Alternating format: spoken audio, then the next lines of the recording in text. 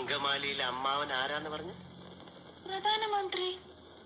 അപ്പൊ ഈ കഴുത പറയാ എന്റെ അമ്മാവന്റെ വകയല്ല ഈ ഹോട്ടലിന്. അപ്പൊ ഞാൻ ചോദിച്ചു നിന്റെ അമ്മാവന്റെ വകയാണോ ഈ ഹോട്ടലിന്? അപ്പൊ അവൻ എന്നെ എടീന്ന് വിളിച്ചു, ഞാൻ അവനെ പട്ടിന്ന് വിളിച്ചു. അപ്പൊ ഒരുത്തൻ എന്നെ അടിക്കാൻ വന്നപ്പോ ഞാൻ എന്റെ കൊടയെടുത്ത് അവന്റെ വയറത്ത് ഒറ്റ കുത്തി.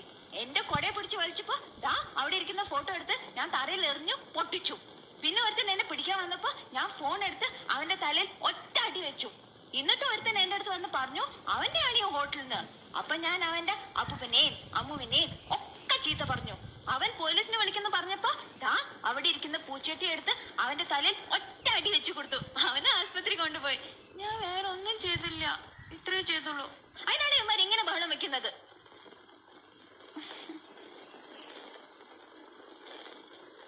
വട്ടാണല്ലേ?